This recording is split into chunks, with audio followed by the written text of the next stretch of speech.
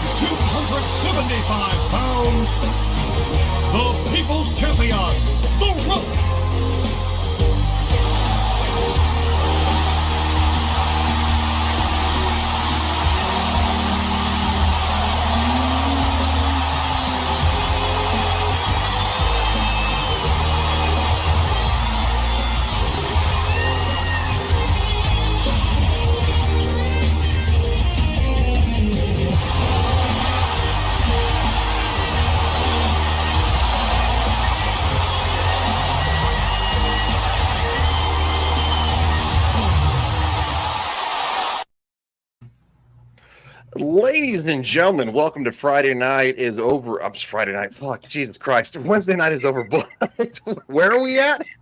Dude.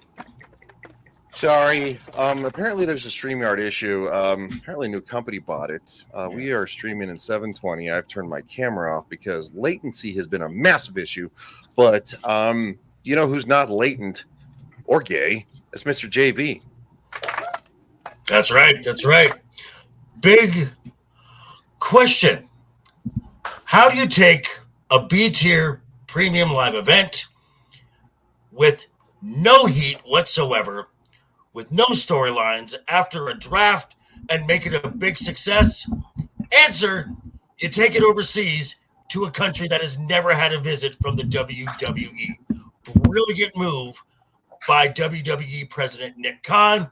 And if I can take a moment here, the big announcement over the weekend, as you see right here. Apparently, the Road to WrestleMania press conference was enough to draw the Showcase of the Immortals away from the exciting destination of Minneapolis to Minnesota to the neon lights of Las Vegas. WrestleMania 41, Viva Las fucking Vegas. Yeah, that's just a better venue. I get it. Really? And again, I tried turning my camera on, and I got some latent issues with everybody else's cameras, so I'm going to stay off. So that being said, Jade, the hell does your thing say, dude? Jade Cargill is my spirit animal. Yes. Yes. So your spirit animal. So your spirit animal is a wet blanket. Don't do that, okay? Wow. She's a jaguar or panther. She's a what? Cat. Wow.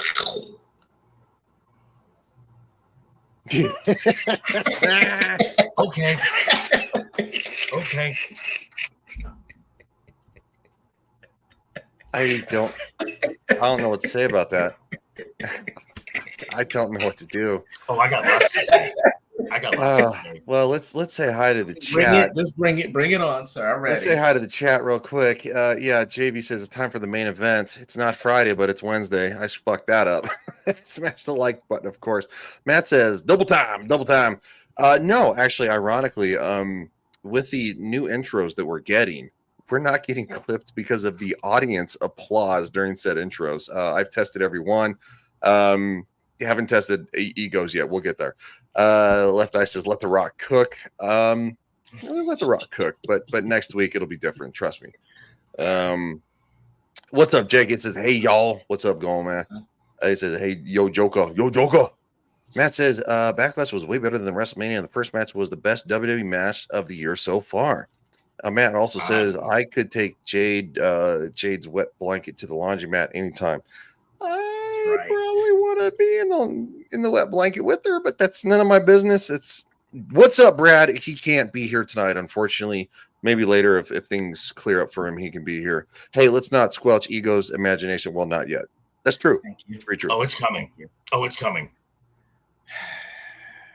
That's what So Ego said. That's what Ego said. I'm Ego's sorry. ego said. Good Lord. yeah, I can just see I can just imagine Shiro after that match is over when Ego has to go into the bathroom. Honey, are you okay? I'm coming, dear. I'm coming, dear. I'm coming. Yeah. I mean, I have nothing else to say. I will not take this abuse. I refuse. So we had a premium live event. As I Yes, said, we did. this live event had basically a makeshift card with matches that had no heat, no setup, almost nothing going into it. But oh dear God, that crowd was absolutely insane. That was one of the greatest crowds I have ever seen. It was a arena that fit maybe 12,000 people there. It sounded like 50,000. Agreed. It was ridiculous. Yeah, it was huge. I mean, who in your opinion do you think got the biggest pop of the night? I heard that that LA Knights was pretty high. LA Knight was not there. Okay, then I'm thinking of somebody else. Who the hell was I thinking? Yeah, you are. Okay, Hold so on, sorry. we had three things that you never see. You had the crowd singing Randy Orton's theme song, word for word. Yep. Word for word. Same with Cody Rhodes. And Cody's intro, of course, the whoa, that's always a big pop. The entrance of the night, by far, was Jey Uso. Absolutely ridiculous. I mean, I don't know what American crowds are doing, but because we saw on Monday, some people got the memo in Hartford to when Jey Uso's music hits to turn your flashlight on your phone and do the yeet bounce with Jay, and only maybe 20% of the crowd got the memo there, because that was absolutely the most. I mean, the cameras were shaking. The hard cam was shaking. That's the entrance I was thinking of. Sorry. What's up, Hey, Eric? They were getting notices of decibel warnings. Damn. Out there. It was they were getting decibel warnings. It was so loud. It was so loud. As I said, the hard cam was shaking because of the noise vibrations. That's how loud it got in there. It was nice, and which was weird that you're saying that other crowds didn't get the memo, because like every YouTube short, Instagram reel, Facebook reel that you could see had that 30-second clip of just everyone doing yeet bounce. I'm like, with it being that visible, how do you not get the memo 2 days later? Right. All right. And it's like, it's embarrassing. It's embarrassing. And this is what we're gonna get for premium live events going forward. The US is gonna get the WrestleMania, Survivor Series, the Rumble, and SummerSlam. That's it, guys. That's all we get as far as premium live events goes. Everything else outside the US. Everything else. Do you think that Grand Slam of wrestling is guaranteed moving forward after what you saw in France? Yes. All right. If one of the four has to be overseas, which one would you think it would be? I would go probably lean SummerSlam because it's a little bit in my. You don't think so? Nope. It would go one place. WrestleMania, Wembley Stadium. I would give you Royal Rumble. Royal Rumble. No way. I mean, I give you Rumble. Royal Rumble. I say Royal Rumble. That's the one I would choose. Because WrestleMania, I think, would always have to come back to the United States. Okay. I've been to SummerSlam. It was all right. Remember this. What's this? Just remember this. Remember this. A few months ago, they were doing when they had Money in the Bank in London. John Cena came out and said, I want the WWE to bring WrestleMania to London.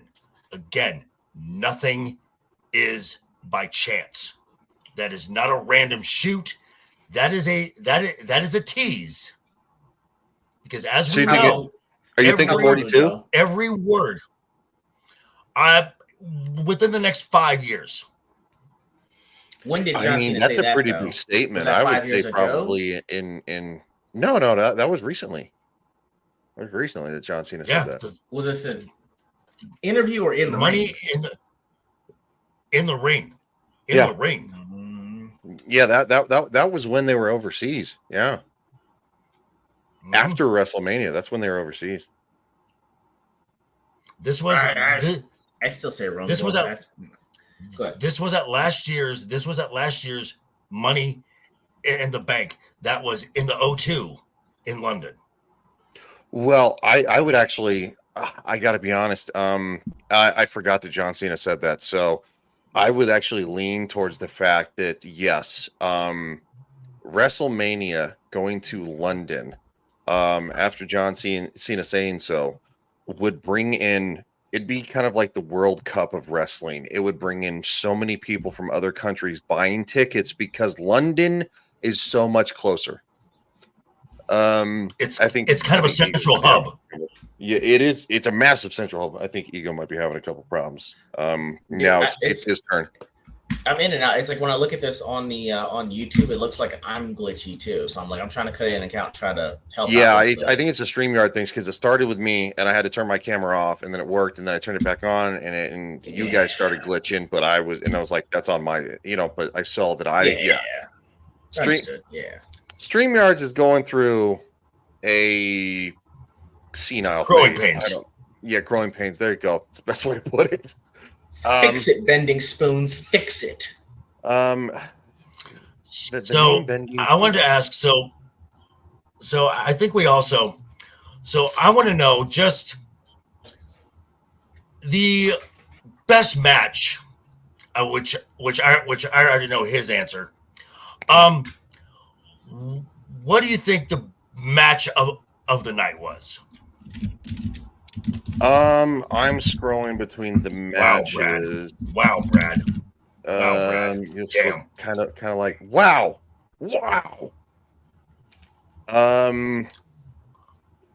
Okay, I'm going to probably actually lean towards the WWE Women's Championship, and again, I'll show this on screen. Bailey retains the championship. That was nice. What do you mean it wasn't nice? That was a very good match. No, I thought nice. It wasn't. I like. The move very nice. Was nice. It was a nice move. It was a nice move. Yeah, I liked it. Yeah. Okay, I so liked this. Might I add that the only way that they could get Tiffany out of the ring was to double team her and do a 3D on her.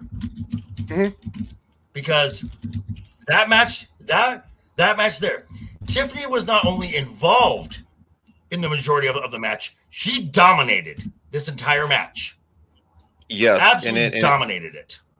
And it leans to the fact that she took such a devastating maneuver. Look, we've all seen the 3D for decades. That is something that, quite frankly, that knocks you into next Tuesday until you're, they have to drag your carcass out 5 minutes after the match. Agreed. Okay, so that match there, this match here was about 13 minutes and 30 seconds long. Tiffany Stratton was actively involved in this match for 13 minutes. It was the final 30 seconds she was not involved in. This is a clear showing. This, as we said last week, this was going to be her showcase. Book it now. By the end of the year, Tiffany Stratton is your WWE Women's Champion. Book it now. What's up, CLS? He says, Ego on panel. And then, of course, Ego says, laughing my ass off, why am I catching strays already, dude? I mean, you know, pew, pew, pew, shots fired. Okay, so... It's because you got a weird obsession with your girlfriend. Go on. Ego, before we get into the debate, which is inevitably coming, briefly, what was your favorite match of the night? You know what? I'm actually going to say Jey Uso's match was actually very entertaining. From the walkout to the last bell. Like, if nothing else, it had the actual crowd confused at the outcome. Like, usually you could count, like, 1, 2, and it sounded like they say sacré boo if they kicked out. I'm not going to lie, I don't know French like that. That's what it sounded like. At a certain point, when they're counting, they can't tell. They're 1, 2, and then they would kick out and be like, duh. You could, yeah, and you could see them actually change their the counting methods, but they were in it from beginning to end with almost all the matches. But this one was, they were hyped as hell. And I mean, it even got me thinking, like, yo, can Damian Priest actually drop the strap in France? It was just enough for me. I know, but it made you believe that for 2 seconds between all the super kicks, you know, that he might do it. I really loved it. I was like, I mean, I don't know if Jey is ever going to get a push, but I mean, I would like to see him get some kind of title at some point because he's entertaining as hell. I'll say this about Jey Uso and this match here. Damian Priest, for a guy his size, moves incredibly well. I am not sold on Damian Priest as a champion, and I am not sold on Jey Uso as a singles wrestler. He is not impressive. No, his moves are ugly. His spear looks terrible, and he's not against better. Jimmy. It was very bad. That's a bad comparison, in my opinion. But I feel you, dude. But Jey is better as a tag team specialist, and this is just, and eventually, that's where the story's going. He is going to have to rejoin Jimmy, because for me, my favorite match of the night just kicked off the whole thing. When it started off as a brawl, there was chaos going, and Nick Aldis, who was always dressed so well. That man just wears a suit, and it just, whoever your tailor is, sir, good job. Pay him more. Fantastic job. But when Nick Aldis came out and goes, you know what? You want to break the rules? Fine. Street fight. Have at it. Ring the bell. Brilliant match, especially because everyone was expecting a certain Samoan to show up at this event, but it wasn't the Samoan we expected. We got Tonga Loa, who is Tama Tonga's brother. They are the former 7-time New Japan Tag Team Champions, called the Gorillas of Destiny. The Bloodline has now entered God mode. Yeah, and that was absolutely one of the best matches of the night. And for the first what's up?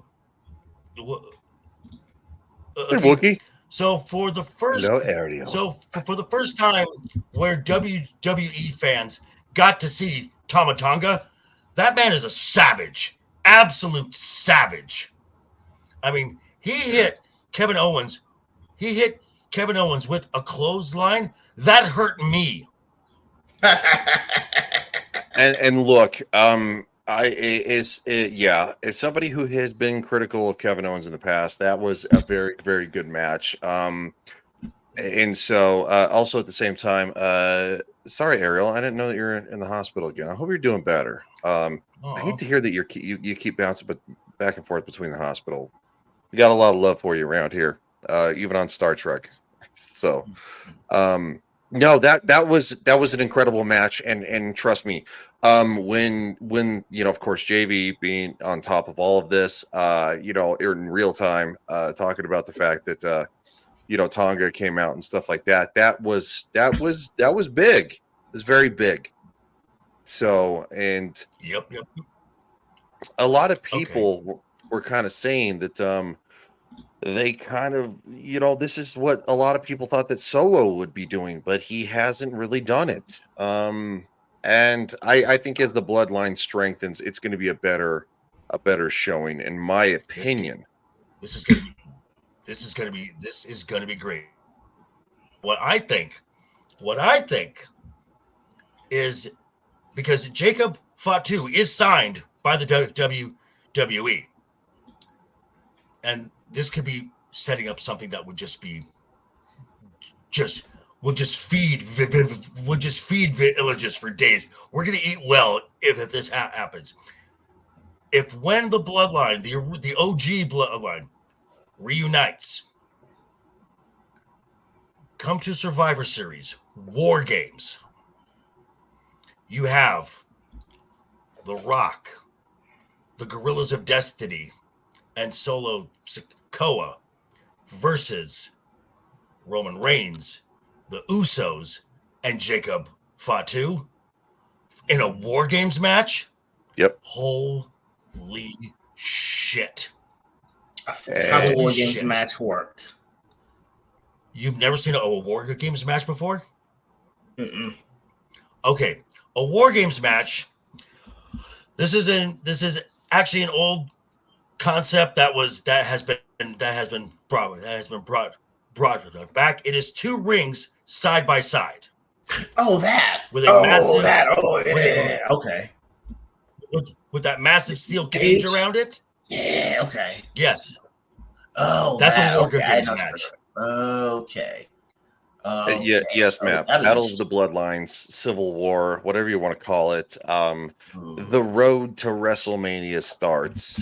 WrestleMania 41 starts very early, and quite frankly, since the fact that my father, my nephew, and I live so close to Las Vegas, there might be a great chance that I'm going to be in Las Vegas for that one. I'm just saying. So. I'll let you know, dude. Trust me, it's going to happen. What was your least favorite part of the event? I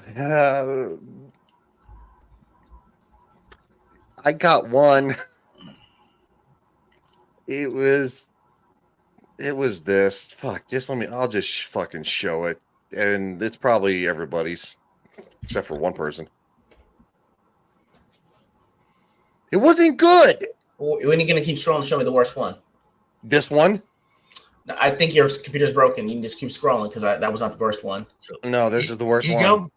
So what? Ego? What was your least enjoyable moment from the show? The only thing that was it's not them, it's me. The least favorable one for me was the No Rules match with RKO. Only because I almost threw my eye out, okay, trying to figure out where the hell everyone was. I'm like, what? Like, damn, man. No, dude, you seen View from the Top where Michael Myers had that eye issue? That was me. I'm like, I see. Okay. I couldn't wait for that thing to get back in the ring. Good Lord. I keeping an eye out for 4 people. It was a lot of work. Yeah, well, like, okay, Brad, I'm about to get to this. Okay, here we go, folks. Let's bring the debate on, because the worst match of the night was the women's tag team championship match. This was an absolute botch fest. from top to bottom. So, first off, we know Jade is not going to start the match. That's never happening, ever. She barely finished the match. She didn't do anything. So, sorry. The match started at the 1 hour, 46 minute, and 37 second mark. Oh, boy. Let's see. At 1 minute 48, at 1 hour 48 minutes and 35 seconds, Jade tags in, does a one spot and a pose with Kairi Sane, and tags out in 56 seconds. At 1 hour 54 minutes and 52 seconds, to avoid the hot tag, Kairi Sane jumps off of B's back and hits Jade with a forearm. I don't know what Kairi Sane's forearm is made out of, but she was knocked out for a good 2 minutes before she ever got back on the apron, which, by the way, you could visibly see Jade looking up over the ring like the neighbor in Home Improvement, because she can't count in her head to 2 minutes. Then can I just say this real quick? See. This match was worse than my clean shaven face. Just steer into the skid. At the 1 hour 57 minute mark. At the 1 hour 57 minute mark, the hot tag finally happened. So for 7.5 minutes, all Jade is doing is standing on the ring apron with no facial expression, not hyping the crowd, not doing anything, just standing like a fucking mannequin there with nothing. Now, when she entered the ring, boobs are too heavy. When she entered the ring, she actually did that. She actually did that springboard cross body. That was actually well executed. That was nice. Okay. That was nice. Now, however, 7 seconds later, when trying to do a double clothesline, Asuka ducks. Jade hits Kairi above her eyes and snaps her head back. Which it doesn't take much to snap a human neck. It takes 8 pounds of pressure. She could have seriously injured someone then. And that's not the only botch she did. She tried to do the military press, botched that, and dropped it down into a fireman's carry. She did the worst looking stinger splashes I've ever seen, but she got to pose. Pose. Yeah, pose. And then, this was ridiculous. At 1 hour, 58 minutes and 20 seconds, Asuka tags in, and I kid you not, Kairi and Asuka were trading strikes on Jade, and Jade does not change her facial expression whatsoever. She's flapping her head around, but her face is not changing. That's a no-sell. And then, at some point, when Kairi does a reverse DDT and goes for the cover, the ref audibly hears, "Kairi, you're not legal,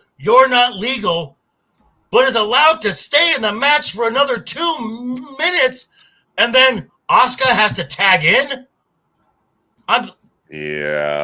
Whatever the fuck was going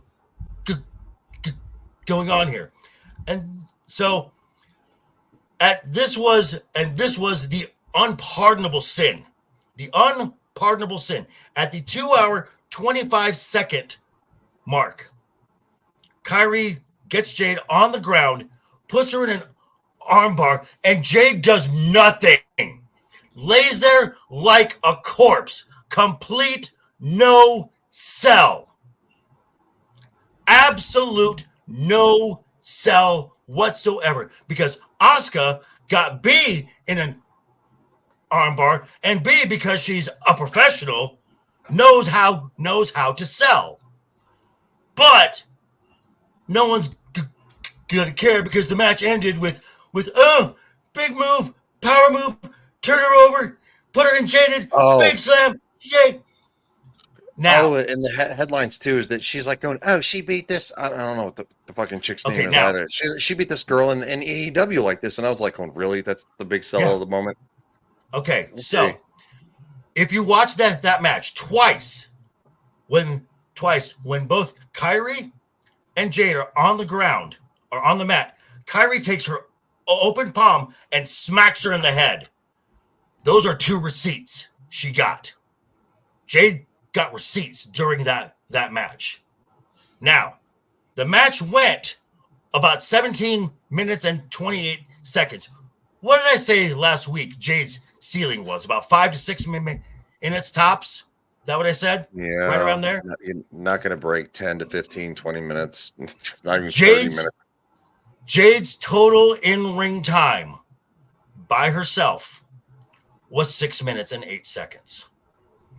Of that 6 minutes and 8 seconds, 1 minute she was alone in the ring with Asuka, which means for 5 minutes and 8 seconds, she was against Kairi Sane, who is 5'1", 115 pounds.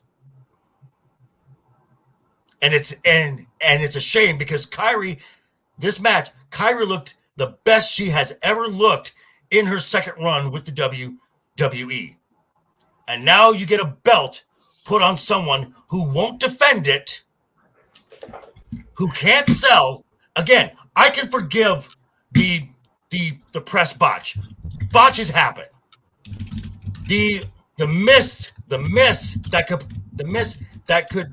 that could have potentially hurt someone, and the no selling, I will never forgive that. So Left Eye, I'm not speaking to you directly. I'm speaking to the Jade Cargill stands in the world. You want us, because she poses cool and has a cool entrance and hits a big spot at the end, to forgive all the rest of this? She's no good. She needed to be in NXT. That's where she needs to be. And so I don't want to hear, well, she's still learning. Then she needs to be at the Performance Center, not in a premium live event for a championship match, for a belt she won't defend, just so when her contract is over and she leaves, which she's going to, she can go back to what she was doing, some internet fitness model / influencer, have those belts to go do the Comic-Con circuit and charge $20 more per belt, so some geek can get assigned 8 to buy 10. Congratulations. Okay, I'm going to jump in. Ryan, I'm sorry. I just want to flex my actual name of ego. I need you to put the camera on me for like 30 seconds. Okay, just no problem, dude. Here we go. All right. First of all, guys, don't believe Joker. Okay, he's a player hater. Okay. Second, I'm gonna buy him a Jade Cargill action figure for his birthday for Christmas. Okay, we're gonna start a GoFundMe tonight. Okay, it's gonna be player hater Joker. Okay.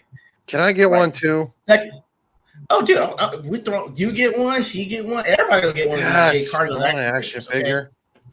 Second of all that time that he was doing was just so we could reference Tiffy time, okay? Because when stars are in the ring, time stands still, okay? No one counted the minute and a half Jade Cargill was in the ring, okay? All we knew about was that when a star was in the ring and a star was born, we don't even tell time. I didn't even got a watch on because it's Jade Cargill time all the time. Okay, that's all I need to know. Okay, number two, I will say, or number three, I will say she botched that backbreaker. That was awful. Okay, I've given better backbreakers to my brothers when I was in the second grade than the one Jade Cargo said. Fourth of all, don't try this at home, folks. The clothesline, okay, she ducked the clothesline, so she was messing with the bull. She got the horns. Horns were her knee. Okay, all I'm saying is put your hands up, take a lump. Okay, I'm not a professional. It's just I know what I saw. Okay. Fifth of all, I will say the double slams, they were really close. Okay. Give this lady some room so you don't give a concussion to somebody. Okay. Sixth of all, this is the new Harlem Heat. Okay. We know one is Stevie J and the other is Booker T. They were wearing the red, and I'm surprised nobody caught that. Next time they come out, do this and the Flames in the Joker. Oh, you're getting 2 action figures now, 2 J Cargills, one AEW and one WWE. Okay. Sixth of all, and I will go on stream and burn them both.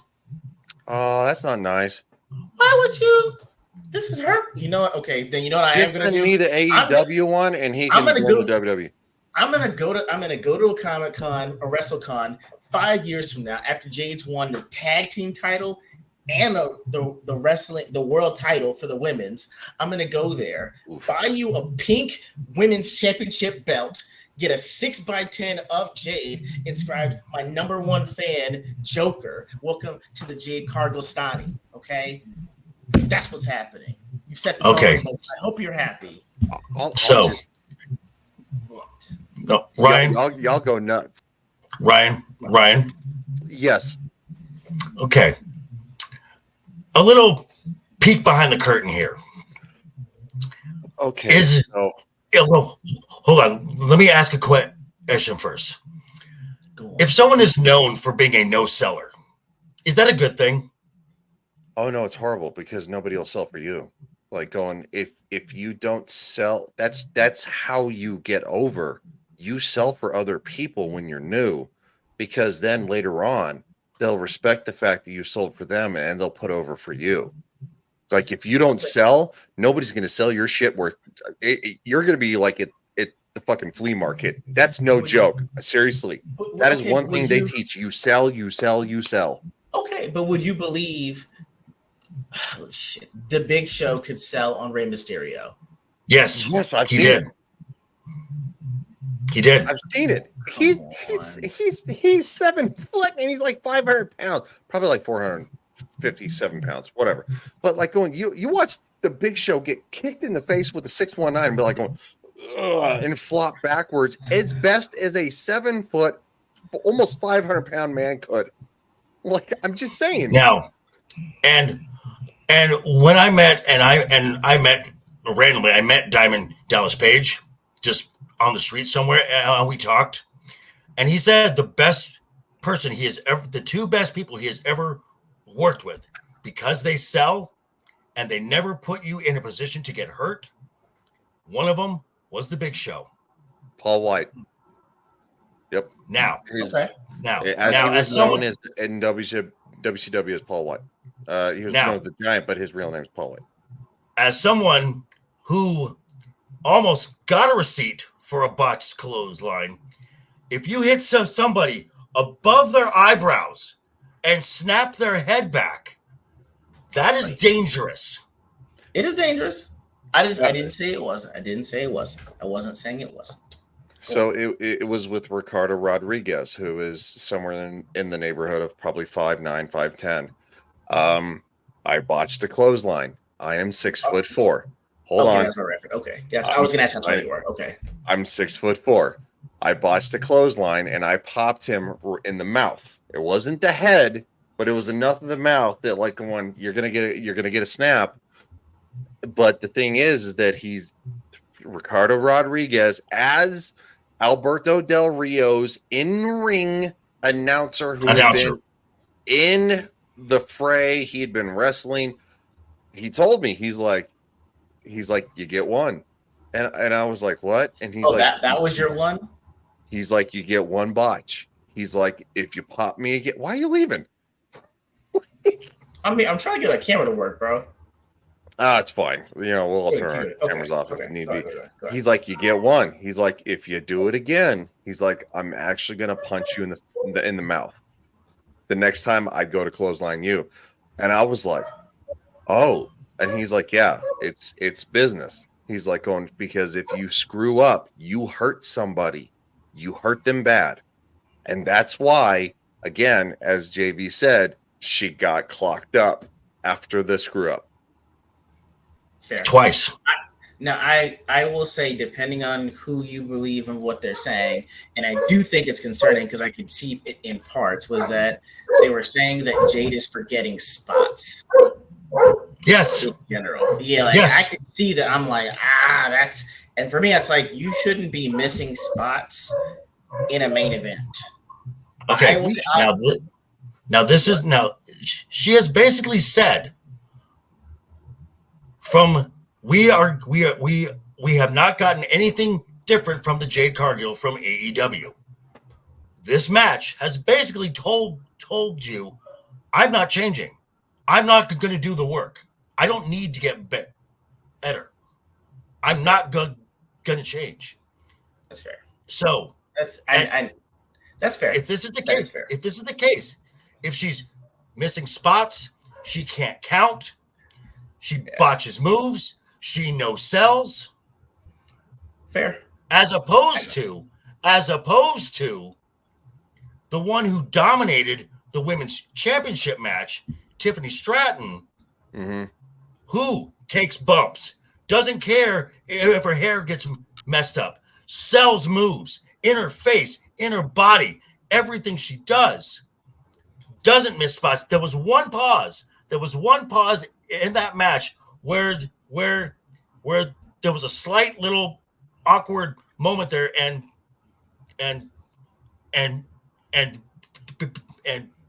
Bailey, being the pro that she is, played cop and just went boom boom, just quick direct traffic there. It got back on track, and the match ran smoothly. Yeah. Tiffany moves smoothly between her moves. And again, she's been doing this for less time than Jade has. Tiffany, I will say this. The only thing that's going to make me change my mind if I see her debut, and she was at the Royal Rumble, is Jordan Grace. Now, like, if they ever get her, I don't know if she's in TNA or whatever, but to me, it's like, I think that Jordan Grace is what they want Jade Cargill to be. But Jordan Grace but she's not. I know. That's what I'm saying. She sells it better, and I've seen her wrestle dudes. And so I'm like, I can believe that more than I can Jade. So if Jordan Grace gets signed to WWE, then for me, all bets are eventually. If you do Jordan Grace versus Jade, then I'm like, that's powerhouse versus powerhouse to me. But it's just that if you're going up against smaller opponents and you're having a hard time selling and having a bigger problem. No selling. No. Okay. I'm sorry. No selling. Okay. I'm sorry. No selling. No selling. If you're having trouble no selling and having a bigger problem that I'm noticing that they're saying is you're forgetting spots. Like, that's worse for me if you can't remember the spot that we're doing. That's very, very concerning to me, and I don't want anyone in the ring that doesn't know what they're doing, because that would point towards incompetence, and because you practice these spots for a predetermined outcome, that makes it way worse. So, real quick, I want to interject as again behind the curtain. So one of the best things that I've actually found that happens is when you have a man on a man or woman or multiple mixed gender, doesn't matter, all four corners, right? And I remember this because, again, as a 6'4" man, I was actually selling to a 5'8" woman, 5'8.5" woman.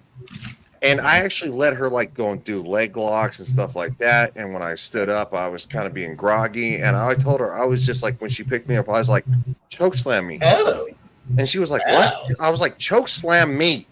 And she did it at 5'8". You know why? Because I wanted to learn how to sell better.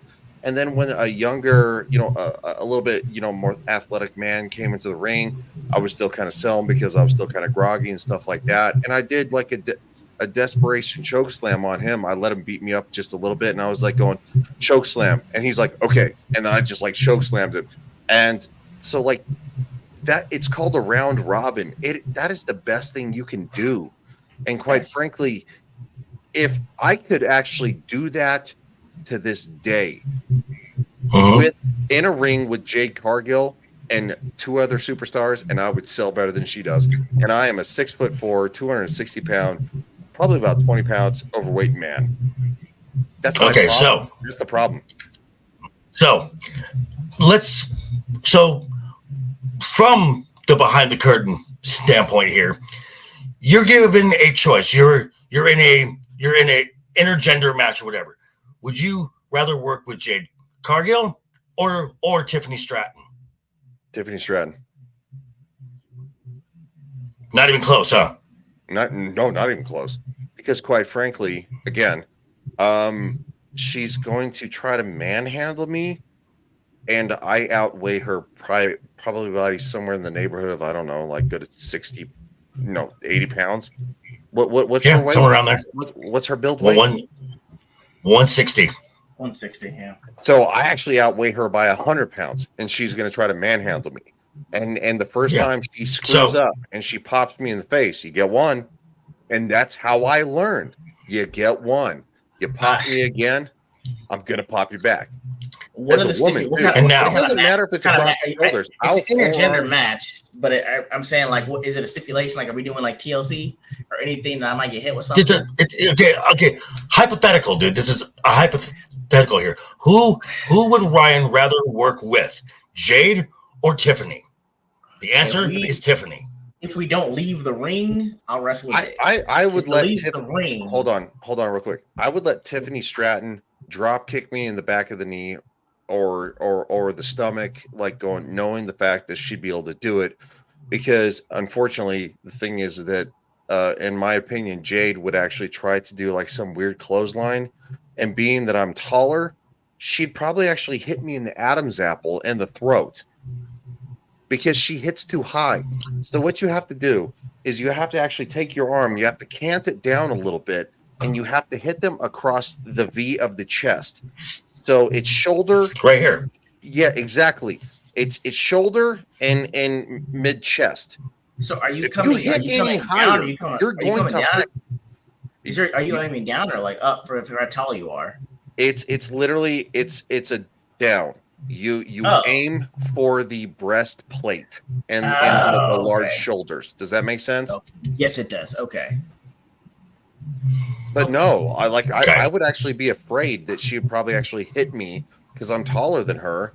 Maybe trying to give her the bump that she would hit me in, I don't know, the bottom of the throat, maybe the Adam's apple. That would be me being out for 6 to 8 months easily, if not dead. Okay. So now, if you're a wrestling promoter, who are you going to hitch your wagon to? Tiffany Stratton or Jade Cargill? I'm going with Tiffany Stratton and Bailey for the moving forward, and it's not even close. And Bianca Belair had to carry the match. I have no hate for Jade. She's stiff, and that's what they call it. You're stiff. When you do what's called a collar and elbow, that is the most simple thing. It's collar around the neck and it's elbow. Oh yeah. Yes. Oh, is it here or is it here? Yes. No, it's collar and elbow. Every time. Collar and elbow. Okay. Like going when you do that, it's collar and it's elbow. When you do that, they stop you. They say, all right, stop.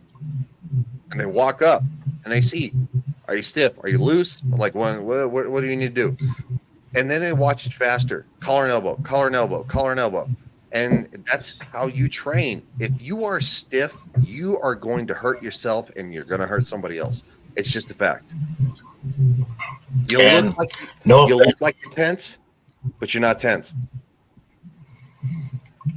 So let's move on from this because I think we've beaten this horse into the ground. One thing we also saw at the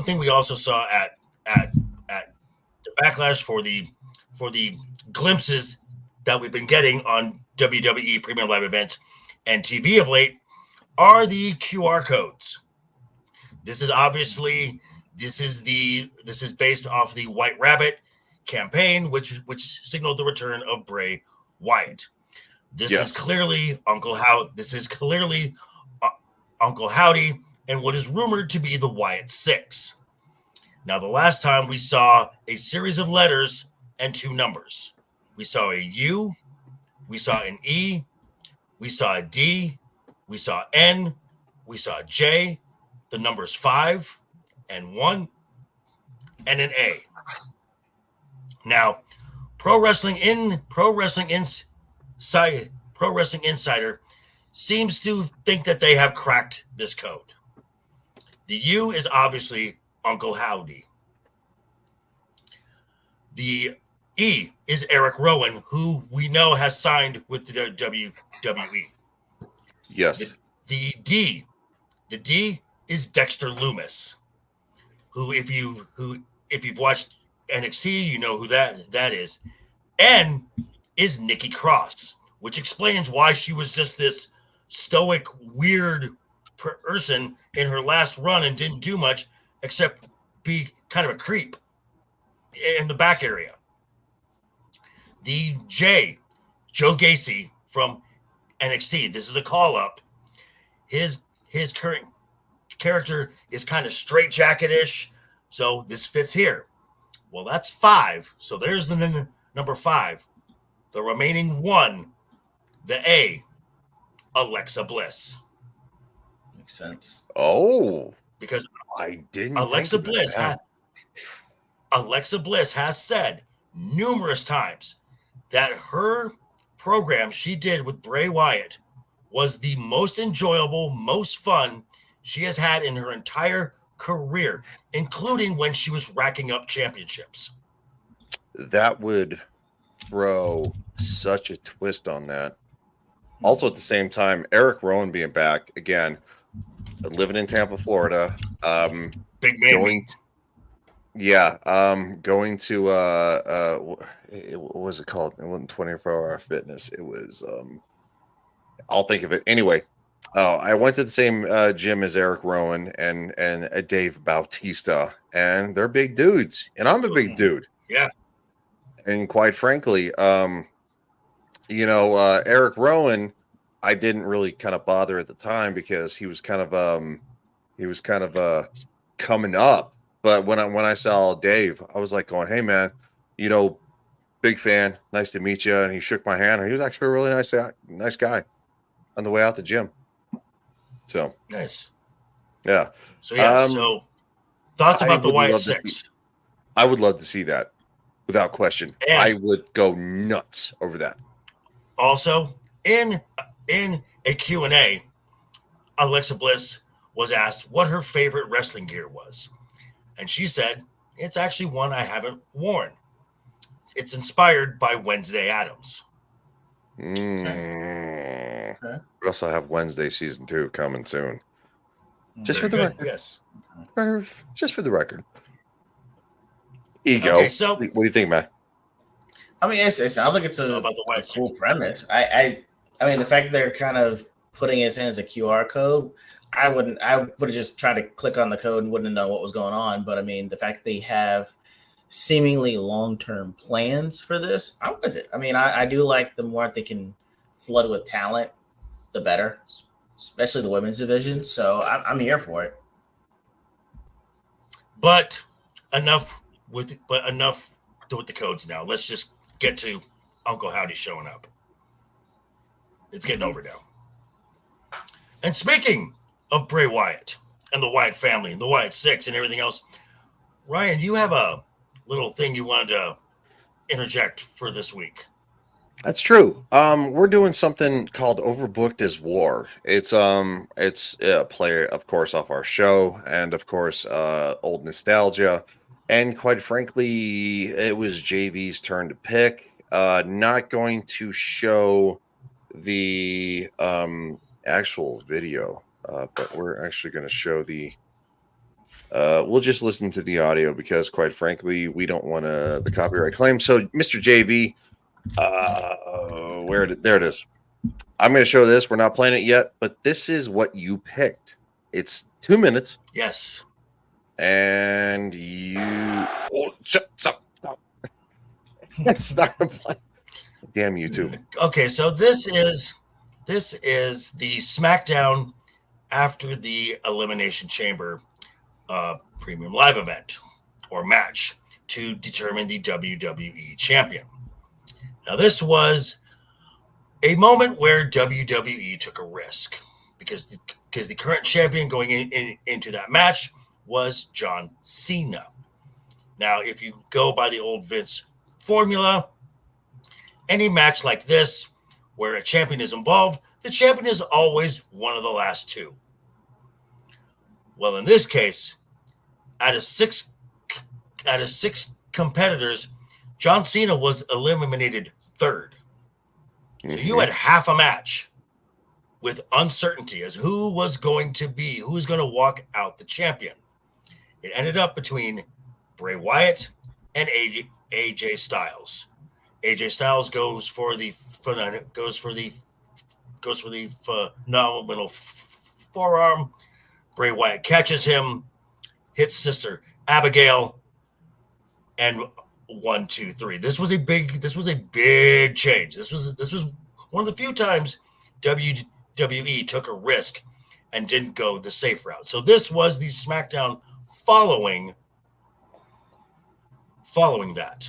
So it was. And again, we're only going to listen to the audio and analyze that. So here we go.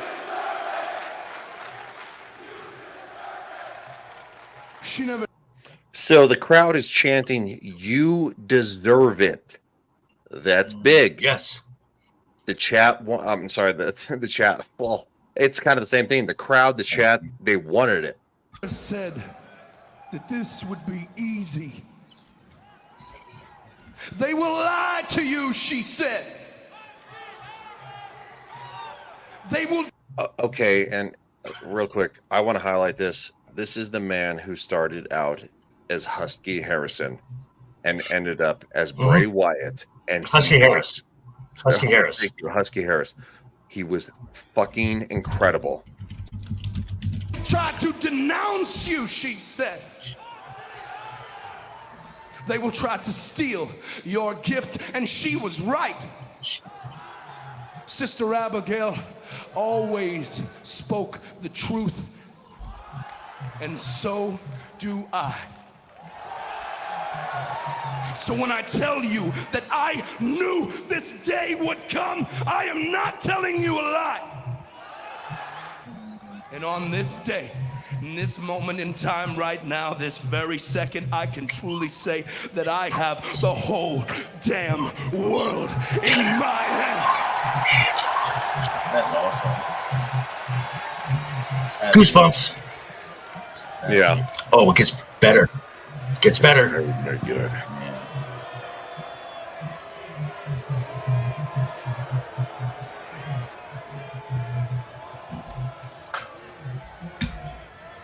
Now, too much power. That can be a very, very scary thing. Not for me, of course, but for all of you.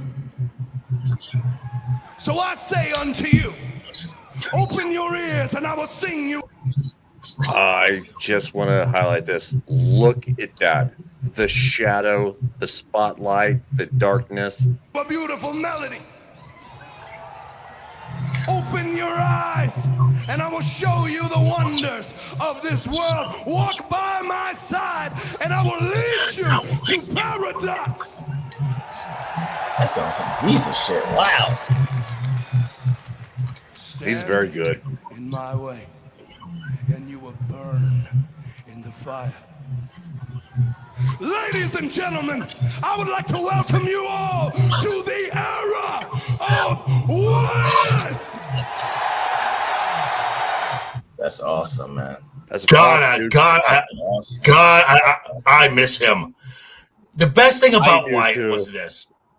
The best thing about Wyatt was this. This was a character like nothing else. I mean, his promos were like sermons. Yeah. And this was a fully realized character. And I mean, yes, he was a vibe. I mean, and the WWE has always had a mystical character. You had Papa Shango, you had Kane, the Undertaker, the Boogeyman. This guy took it to a whole new level. Yes. A whole new level. Yeah. Oh, yeah. To the point to where... Go ahead, dude. Go ahead. Go on. Finish. No, go. I was going to say that he took the best of like the mysteriousness of the Undertaker and the fear of Kane and the on mic skills of the Undertaker again, and like he just interwove this thing, and it was so good. Yes, one of his Wyatt family was incredible. One of his major influences was Robert De Niro's character in Cape Fear. That is his inspiration. And this is just something that we're not gonna Uncle Howdy, I think we'll do well. I think the Wyatt Six will do well if they're handled properly. But to compare it to Bray, that is going to be grossly unfair. There will never be another Bray Wyatt. No, just like there'll never be another Undertaker, Kane, The Rock, Stone Cold Steve Austin. Even John Cena, whether you love him or hate him, like going, these are names that never will be duplicated. As somebody who grew up loving The Rock, like going, I have a Rock tattoo. Like it's one of those things that you don't necessarily think what you want to be is the direction you'll go to be. And as my time in NXT, I loved The Rock as a kid, as a teenager, and quite frankly, my character of Legion leaned more towards Kane. And yeah, it was just what it was. It was weird. But at the same time, though, I thought Kane was incredible. I thought The Undertaker was incredible. Triple H. So, anyway, it's my spiel. So now, speaking of incredible, a long-held tradition, which of late under the old administration got turned comical and goofy, is back. We're talking the King of the Ring. And now we're actually having a Queen of the Ring, not the Queen's crown chase, that whatever they did with Zelina Vega, that was stupid. It was stupid. But we started off Monday night, and Monday Night Raw bit off a little more that they could chew. They had 8 matches scheduled. 8 matches scheduled, plus promos, plus another match set up for something else. They kind of ran out of time. So, of what we saw, though, we saw main event Jey Uso go over Finn. This was an easy call to make because Jey lost on Saturday against someone from the Judgment Day. He got his win back. Very, very cool. True. The match of the night was Ricochet versus Ilya Dragunov. That match was absolutely incredible. Again, if you've not gotten to know Ilya Dragunov, this will become one of your favorite wrestlers. And they did a video package, which these have been great to introduce fans to these call-ups who don't watch NXT. And you see Ilya in matches, in pain, bleeding, and he said, if I can remember right, there is no amount of pain you can inflict that I have not consumed within myself. I drink from the chalice of suffering, so hell will feel like home. This is the type of character that Ilya Dragunov is. You can't hurt him. He's gonna keep coming and keep coming and keep coming and keep coming. And that H bomb he does, that standing that jumping elbow drop he does, that is nasty. That is a nasty elbow drop. And then in another classic where one of them said, "We're not doing any more of these after this." Gunther went over Sheamus. Yep. And poor Sheamus's chest. Oh dear God. Oh yeah. Wow. Oh, I've been there. That was my final match. Like going where I got just smacked into next Tuesday.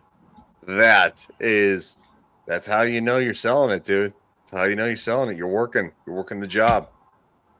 And then so the other match, so in the next round we have Jey Uso versus Ilya.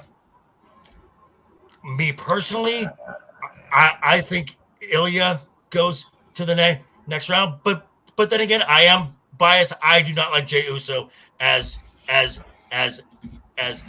singles wrestler. Ryan, who do you got? Ego, you're typing really loud. My bad, dude. My bad. Sorry, I was looking what Matt was saying. You're angry at it, like going. That's what Shiro says. I don't get it. I'm just trying to be.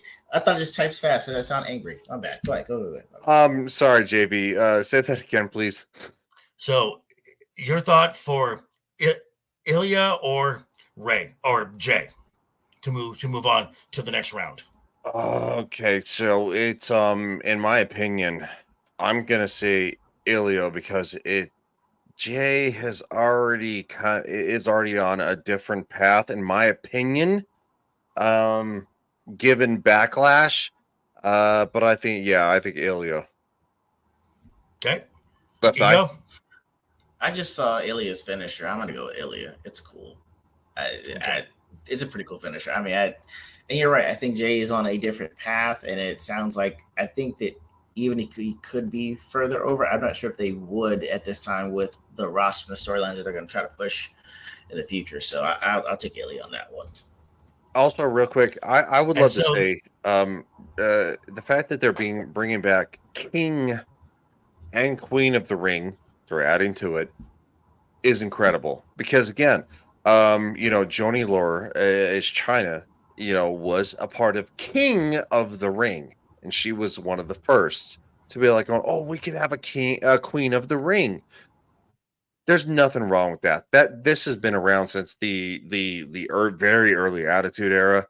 This is something that I'm all for. I love the King of the Ring. Let's do it. So that's my final thought on that. So then the next round, we have the winner of the Kofi Kingston Rey Mysterio match, and they're going to try and get past Gunther. That's not happening. Yeah. Okay. So Gunther basically, quite frankly, I would pick Kofi Kingston. Look, Rey Mysterio is hanging in there, in my opinion, for his kid to ultimately let his kid take over.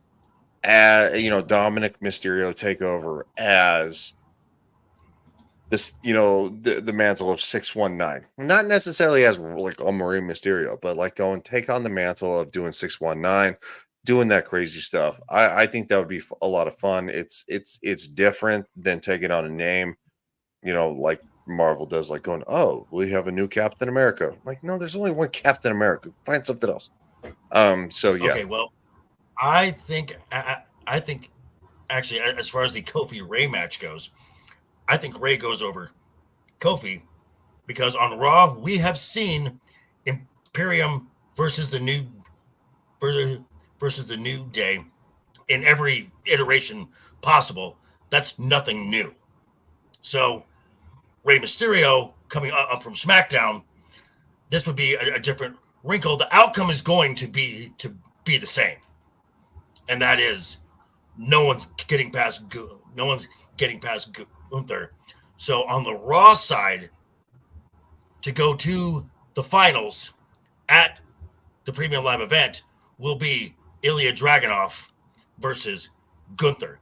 Those guys had wars, absolute fucking wars against each other.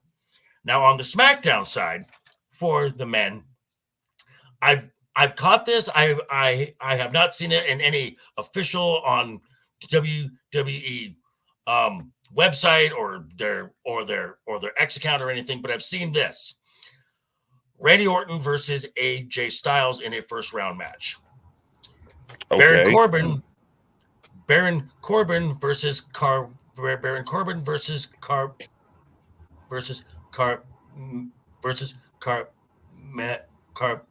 Hayes. That's one doesn't make sense to me, and I'll explain why. I've also heard LA Knight versus Santos Escobar. And then I heard Bobby Lashley versus Tama Tonga. Now, Carmelo Hayes, the logical place is against Bobby Lashley because they already started some heat between those two. So I could see Tama Tonga and Baron Corbin. And Corbin, yes, he is a recent call up from NXT, but he's not a rookie. He can take a loss. So he can take a loss, and that'd be fine. Well, because he was basically kind of like did the King Booker thing for a while, right? He did, and then he went down to NXT for a bit and refound himself, and he was paired with Braun Breaker for a while as a tag team, and they did really well. He's together. A big boy. They need to find the right gimmick for him, and again, that's what it's called, a gimmick. I think they're teasing reuniting him and Braun. All right. Well, you know what? Look, wrestling is not MMA. Wrestling is about gimmicks. It's about story. It is it's a male soap opera. It's also for women, but it's where women scream and men cheer, and quite frankly, it is fucking incredible. So yeah, no, he's a big boy. He could actually play any kind of destroyer that they want him to, because he's about the size of the Rock. Rock's a little more this. Baron's a little more this. Yes, yeah. Okay. He's solid boy though. Oh, he's solid. Now also on Raw, we had 3 women's Queen of the Ring matches. We're supposed to have 4, but we got 3. We had Zoe Stark. Yeah, we had Zoe Stark. She defeated the muscle hamster, Ivy Nile. I was kind of upset with that one. I think Zoe's going nowhere, but that's okay. In her Raw debut, Lyra Valkyria, aka Becky Lynch 2.0, defeated Dakota Kai in the best match of all those 3, Io versus Natty. That was a great match, which Io won. And then we're going to get Shayna Baszler versus Zelina Vega. Who cares? I think as far as the Raw side for the women, Io is going through all the way. I do too. Also, happy birthday, Io. You're so hot. Look, I'm sipping a little bit, but like going, you know what, Ego? Yes, sir. I'm just kidding, dude. I'm kidding. Okay, all right. Ego, don't worry about it. It's Ego. I have not heard anything on the women's side of SmackDown yet, so don't know. Probably won't know until Friday. Yep. But there was 2 championship matches announced on Raw for the King and Queen of the Ring Premium Live event. We have a triple threat match for the Intercontinental Championship. Big Bronson Reed, and that is 6 feet, 330 pounds. That's a big boy. Versus Sami Zayn versus Chad Gable. Thoughts? Wait, say, all right, see, it's triple threat between who? Which 3 people now? Say it again. Bronson Reed, Sami Zayn, and Chad Gable. I'm gonna pick Sami Zayn, and I'm gonna tell you why. And I turned my camera off because we're starting to have a little bit of stuttering. I'm picking Sami Zayn because I kind of feel like what JV was. I was feeling what JV was throwing down at WrestleMania. This is kind of a final run for him. He's not a young man. He's got a family. And quite frankly, he's done some incredible things. And I think eventually he just wants to be a family man. In my opinion, personally. Here you go. I think my guess is just going to be Sami Zayn. That's all I can really tell from it. It's mainly just probably because of name recognition, but I think as I follow things more closely as we get closer to the match. But that's the only thing I can kind of really count on right now. Okay, going by the early thing, I'm going to say Sami Zayn, but Chad Gable is going to get protected in this match, as in he's not going to take the pinfall. Now, I would agree. This is in Saudi Arabia. Sami Zayn is also a Muslim. He practices the Muslim faith, so he always does well in these shows. I'm not saying that that's a reason to do it, but don't be surprised. And then we have finally, I believe, the Revenge Tour enters its new chapter.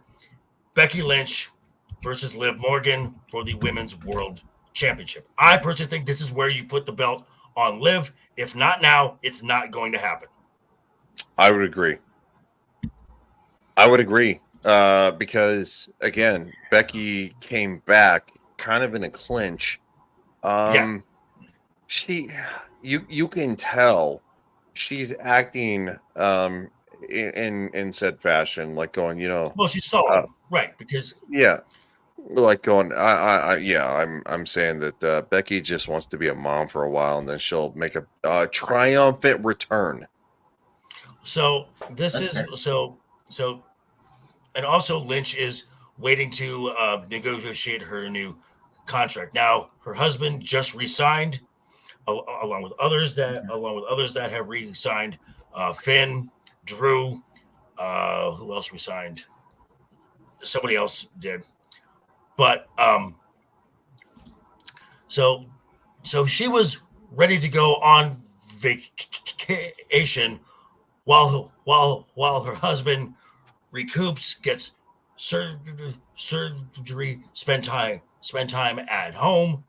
So now it's time to put the belt on Liv so she can go back to her plan and let Liv be the transitional champion until Rhea comes back. Agreed.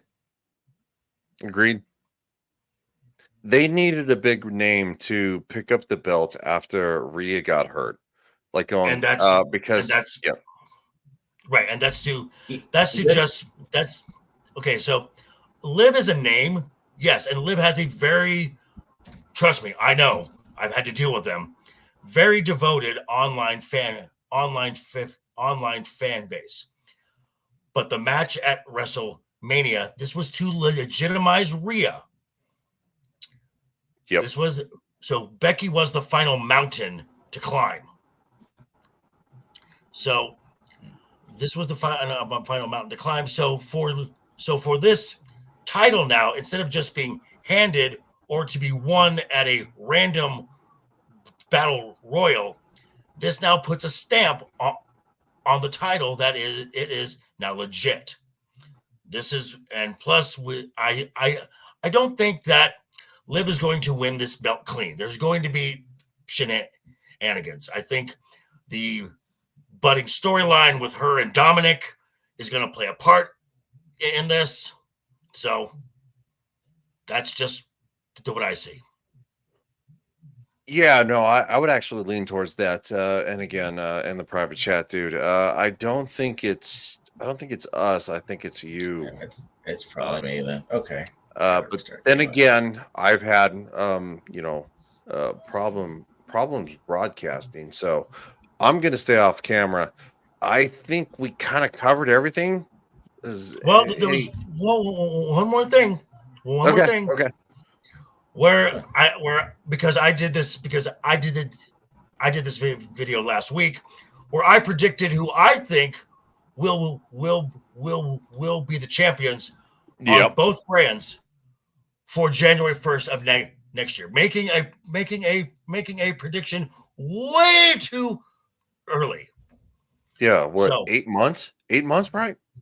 Oh yeah. Something like That's that. Yeah. good. All right, dude. Go nuts. Let's go. So my thought for Raw, January 1st, Netflix. Your slot of champions are the Women's World Champion, Rhea Ripley. The World Tag Team Champions will be the Creed brothers, who will be under the tutelage of the Intercontinental Champion, Chad Gable. If they introduce it, then they should. A Women's Intercontinental Champion in the same group, Ivy Nile, making the Gable stable. And your World Heavyweight Champion is CM Punk. That is your lineup going into Raw on Netflix. Because again, CM Punk is the biggest name in wrestling right now. That's my thought. Now for SmackDown.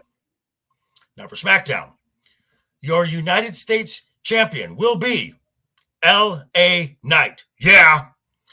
Now I thought that the World Tag Team Champions was going to be Tama Tonga and Jacob Fatu. Well, that got changed at Backlash, obviously. Still with them, but still with the bloodline.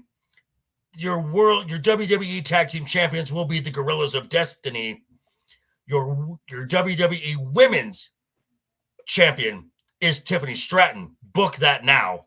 And still WWE Champion Cody Rhodes. Those are solid. I like it.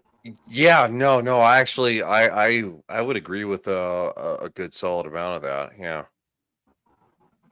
Ego. Wait, who did you say would be the women's Intercontinental Champion by January?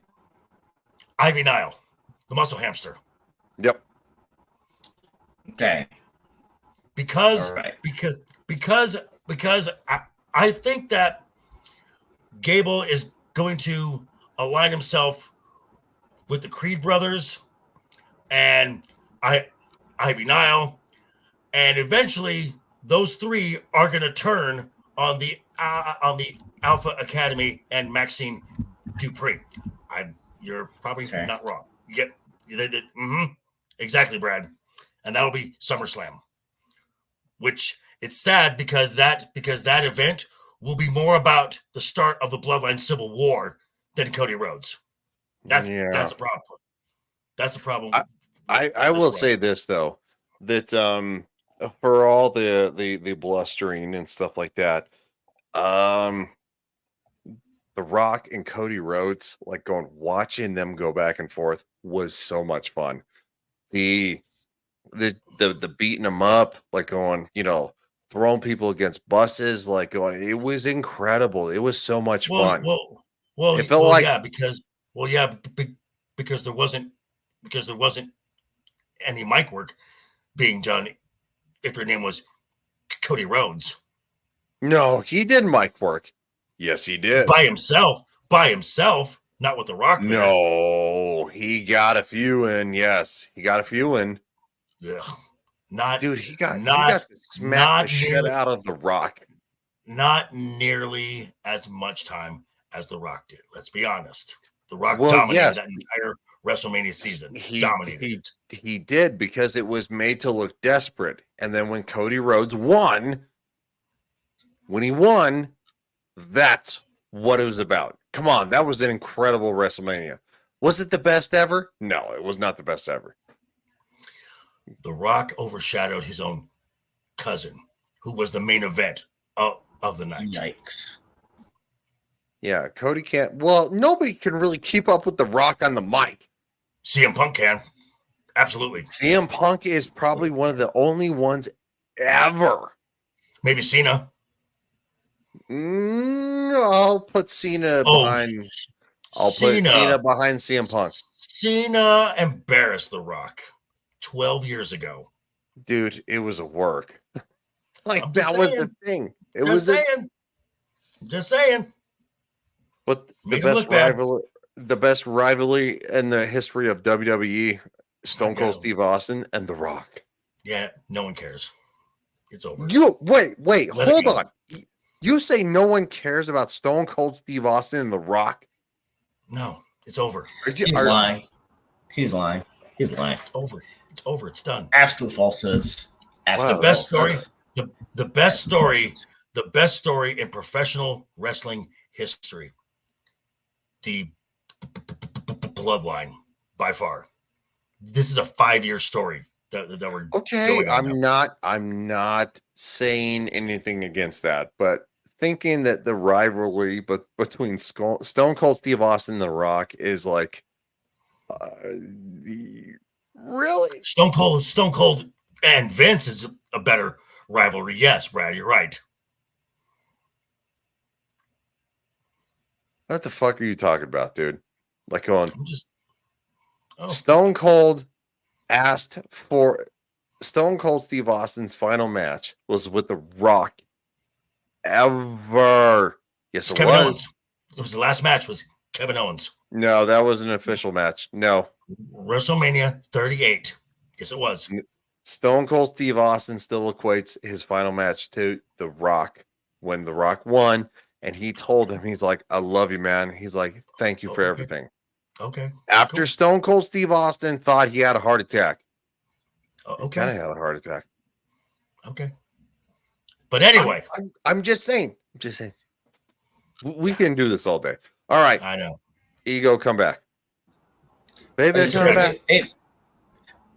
No, dude, like, it's like my thing is spinning and Joker keeps cutting in and out. That's why I'm trying to, when I cut my camera off, it started stop lagging. Then I think this is a good place to cut to go around the horn for this episode of Overbooked. Ego, what do you got coming up? Just released a video on my thoughts of the new Superman outfit or whatever they're calling it, because it's not a super suit to me, but that's out on my YouTube channel now. Left Eye Ego. That's pretty much all that I've got going on now. We won't have another Ordinary Games episode with me in this year until not this Sunday, but the next one, and then the Sunday after that, I'll be live at Comic Palooza in Houston, Texas, and I'll throw the link on that if you guys are interested in seeing when I'll be on and what we'll be talking about. Cool. Awesome, man. Sounds great. Thanks. Ryan, anything to plug? Yeah, so we're gonna be doing again Friday night's Royal Rumble. We're starting it up, taking it in a new direction. Well, no, I take that back. Families in town, maybe not. Anyway, so probably gonna do Skin Mask Saturday and hunting Mr. Mustache Man on Sunday. And again, we have House of the Dragon on Monday. Our favorite House of the Dragon. Yes, very good. So for myself, again, you can catch me tomorrow with Roman of the Empire doing another chill stream. Roman still has not watched Empire Records yet. Roman, what is wrong with you? Get to watching that amazing film. And then Friday, you can catch me with the weekly Rogues get Allery. And Friday, I will be doing my response to everyone throwing shade on the new Superman outfit because y'all are crazy. But anyway. Also real quick, Brad, guys, Disney Doctor Who comes out this week. Ew. I don't care. Don't care. All right, I care. But anyway, chat, thank you very much for being here. You were lively as hell, and we will see you next week. Now that this debate is over, and there's no longer any spirit animals, and we operate on Tiffy time, and as Tiffy says, toodles.